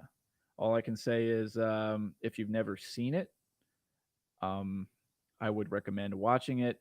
You got the idea of what kind of movie it would be if you watch it. So, yeah, if you like guns and action, and then give it a try, I guess. It's better. We recommend it. We give it a 6.1. slightly. We love it so much. We give it a 6.1. Well, you only recommend it slightly also. So, well, I think for what it wanted to do, it did it very, very well. correct. Yeah. Which is this. And I think, well, if Which you're, is this part. yeah, you're saying my part of it. Yeah, of course. Okay, I'm just saying it just looks like you didn't look like you really enjoyed yourself. That's all. No, Looks like- that's why I said I liked the movie. 5 out of 10 just seems like you kind of didn't enjoy yourself so much. No, if you understand how halfway things work, it doesn't mean I disliked it.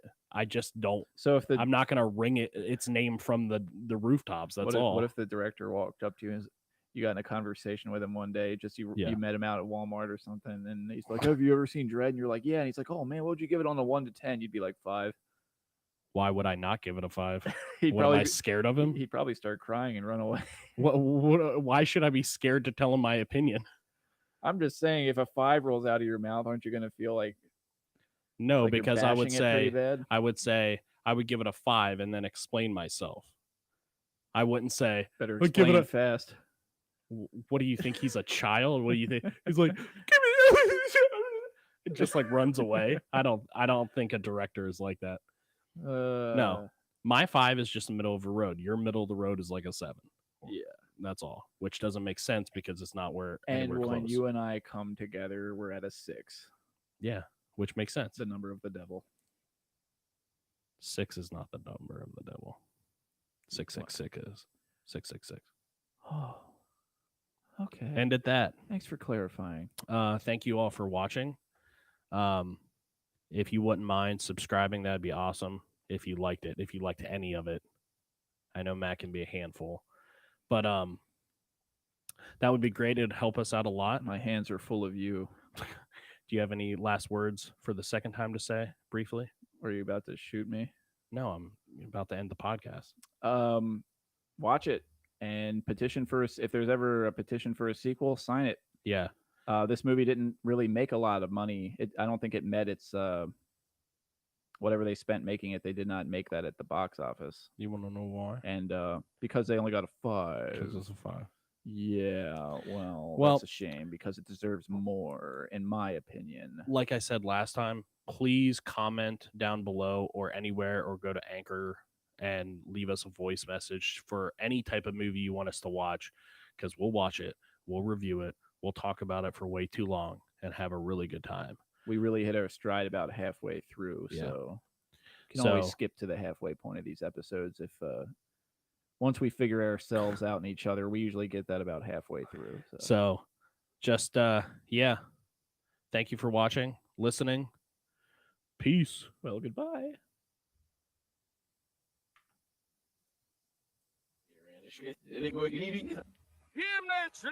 You know, freaking.